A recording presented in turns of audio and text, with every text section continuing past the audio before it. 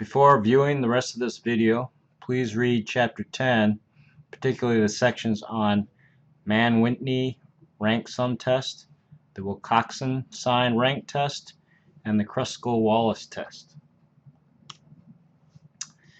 Both the ANOVA and the t-test assume that the samples belong to a normal distribution, or to a distribution that is approximately normal, and their standard deviations are the same, or at least not too different. They are based on calculations of sample mean and standard deviation. Since these are parameters of the population distribution, they are known as parametric methods.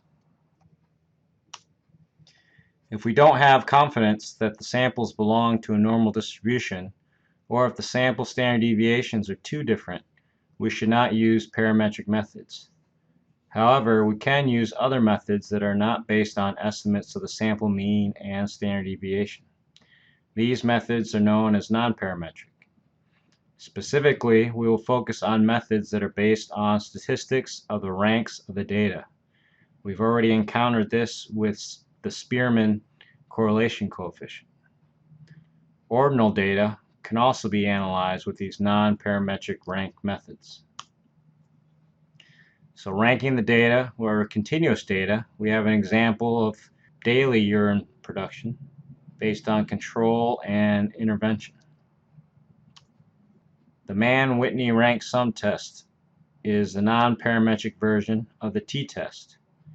We first compute the ranks, so we assume that the data are all from one group and rank them in order, and find the sum of ranks, t, in the smallest group. For this particular example, t is the sum of any three integer numbers between 1 and 7. There is a finite m number of different ways we can get a t value. The null hypothesis implies that any of these m different ways of getting the t value is due to pure randomness. We can thus build the exact distribution of these t values assuming the null hypothesis. The following are the m equals 35 different ways we can get a t value for our example.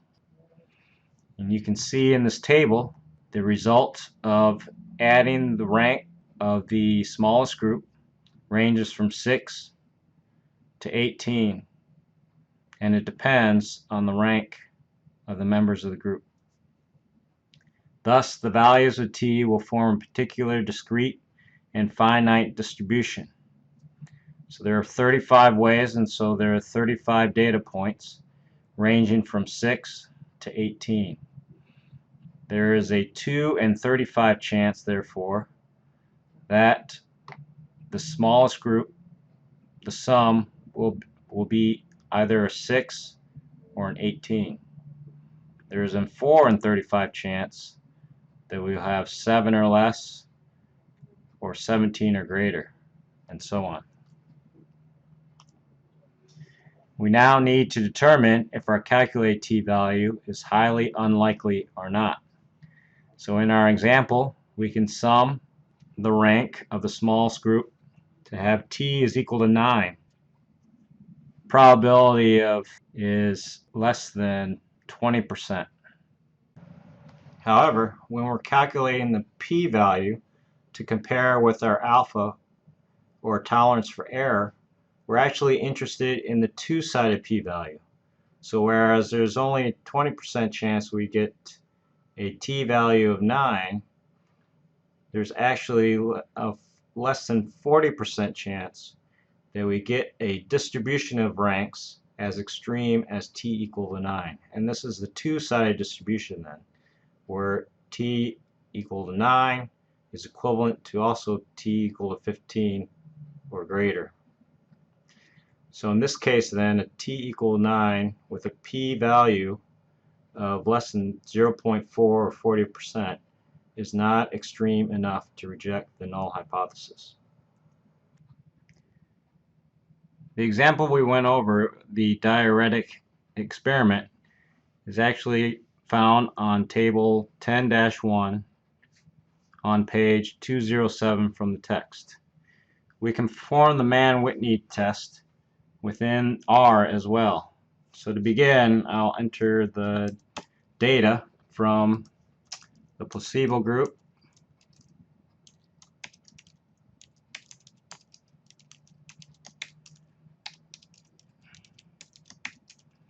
and the drug treatment group.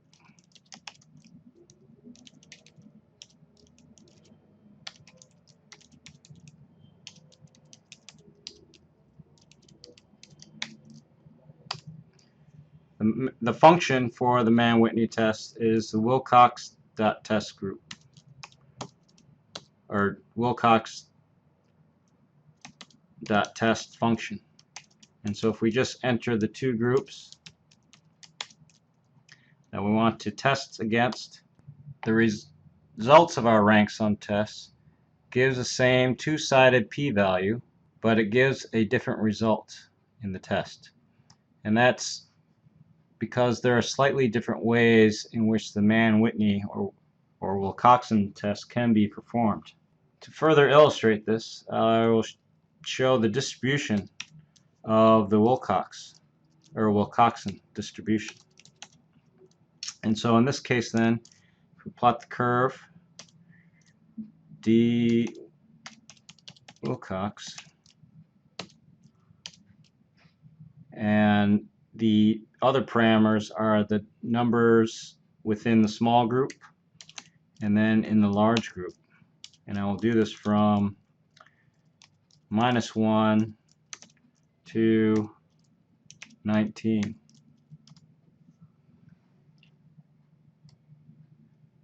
If we look at the possible values of the rank sum for the small group, it goes from 0 out to 12.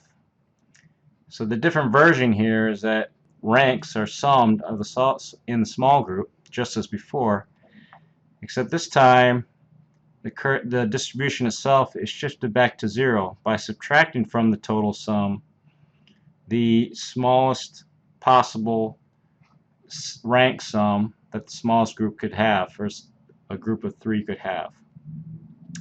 And so in this case then, the smallest rank sum, or the smallest sum of the ranks that a group of 3 could have, would be a rank of 1, 2, and 3, which summed together would be 6.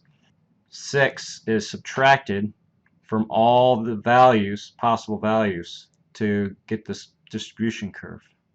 And so if you compare this distribution curve to that in the book, figure 10-1, the only difference is that this curve is shifted by 6. And so if we look then and calculate the p-value, so p Wilcox of a 3 with size 3 in the small group, size 4 in the large group, we have a 20% chance. But to make this two-sided, to go from this side to go from the high end or the low end, then we have a 0.4. And so the p-value of a result of t is equal to 9 or w equal to 3 is a p of less than 40%. I'd also like to illustrate one more thing, and that's with this curve function. So if you notice, we have a lot of empty space out here, so I could change this curve or this plot to go from -1, for example, to 13. And so if I do this, you'll notice that our curve drastically changes. And this is because the default number of data points that the curve function uses to plot the function that we're interested in. So the default is that there's 101 data points. And with 101 data points distributed from -1 to 13, we are not hitting the points in which we would get some probability of an occurrence. And so in this case, the easiest thing to do is to actually plug in, so we know that we're going from -1 to 13, which gives us 14 data points that we're interested in. The default number of data points is 101. And so we could change this slightly so that our data points that we're interested in are hit. And so we get, I put in 141 points to ensure that we're getting all the data points that we're interested in, which would be the integers, basically. For 3 or more samples, we can use the Kruskal-Wallis statistics, which is the non-parametric version of ANOVA. The null hypothesis of Kruskal-Wallis is that the average rank of each group is the same and equal to the overall average rank. For Kruskal-Wallis, we want to rank all the measurements and compute the average rank for each sample and the overall average rank.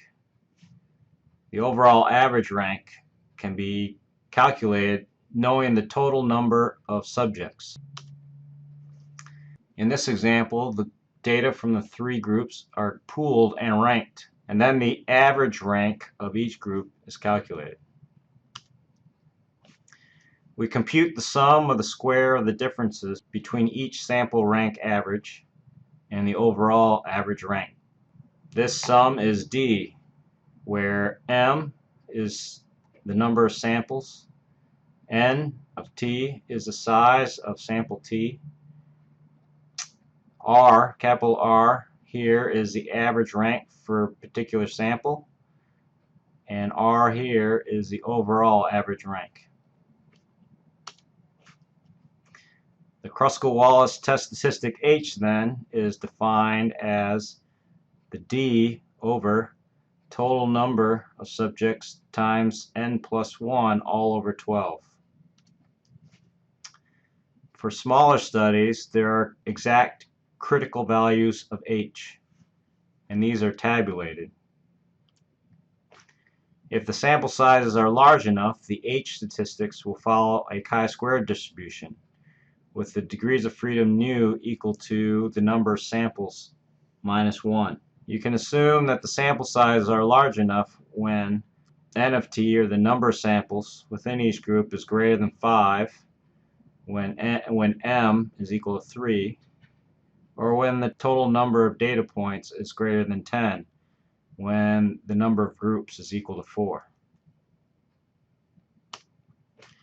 Just as in ANOVA, after concluding that there are at least 2 populations present, we can perform pairwise comparisons using the Mann-Whitney rank sum test to statistically analyze how many populations are present. Note that the observations are ranked separately in each pairwise comparison, and the critical p-values must be adjusted for multiple comparisons, for example using the Holm procedure. The example we went through previously was a study on prenatal marijuana exposure and child behavior.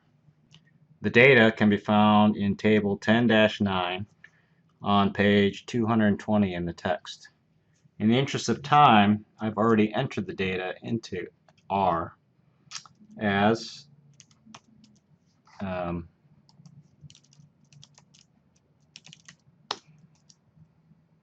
no prenatal marijuana exposure, low exposure, and high. And my first question is whether these 3 groups represent one population or more than one population. To do this, I'd like to perform the Kruskal-Wallis test. The easiest way to perform this test is to create a list of all the data. And so in this case then, I'll create a list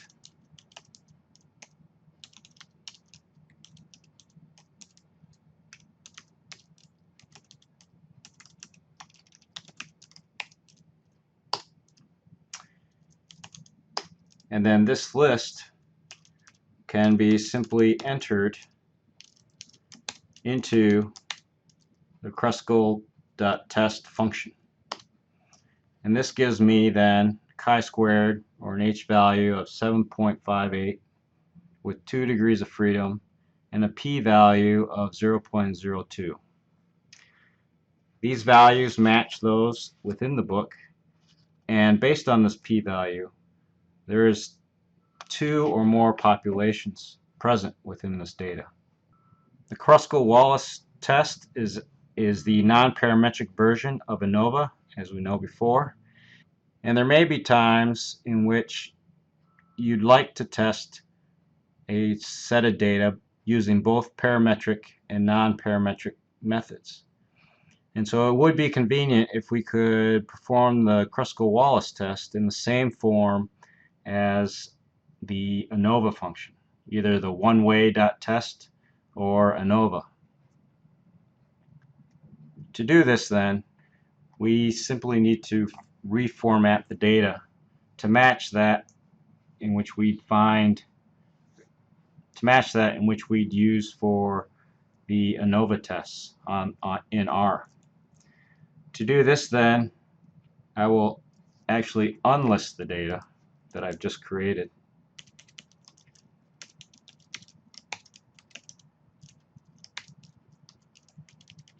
And by unlisting it creates a large array then that contains all the data.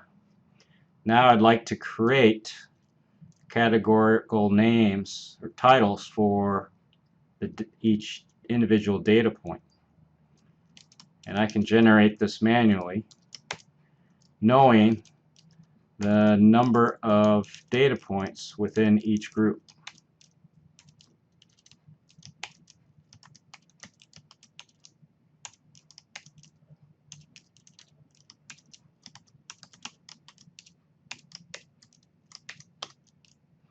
And so if I look at what I created, this is now categories of each of the data that I've unlisted.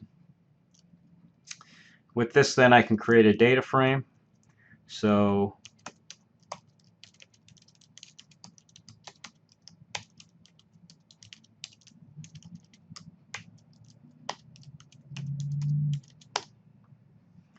there we have a data frame. And then to perform the Kruskal-Wallis test, I can again use the Kruskal.test function. And in this case then I'm interested in the data as a function of its category, where the data source is my function. And I get the same results. The nice thing is that this format here is exactly the same format that would be used in the one-way.test or the ANOVA function. Now that we've determined, based on Kruskal-Wallis statistic of 7.5 and a p-value of 0.02, we know that there's more than one population present within these 3 groups. And so we can do a pairwise comparison then using the Wilcox function. And so in this case then I can perform a Wilcox.test and simply pairwise put in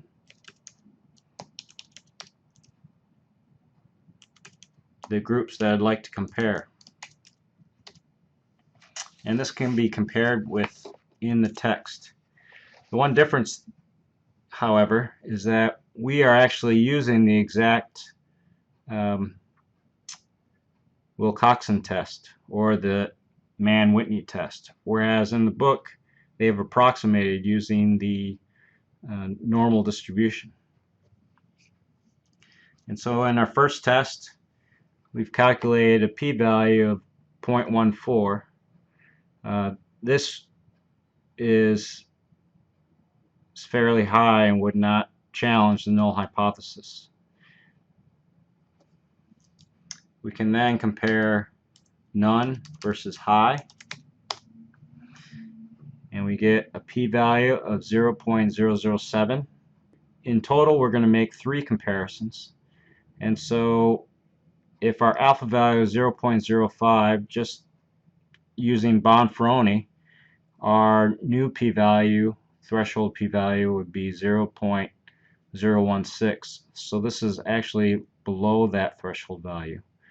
So we could say then that prenatal marijuana exposure of none versus prenatal marijuana exposure of high leads to hyperactivity, or there's evidence of an effect on the children. We can then make our last comparison, which is the low group versus the high group. And again, this p-value is fairly high, so we would not consider the null hypothesis to be in jeopardy in this case. So the result of our pairwise comparison then suggests that there is a difference between the hyperactivity of children who have not been exposed to marijuana and have been exposed to marijuana in high amounts. They are in different populations. But based on this data, we do not see a separation between none and low prenatal marijuana exposure and low and high prenatal marijuana exposure. And so without further studies, we cannot determine some threshold in which marijuana has an effect on children.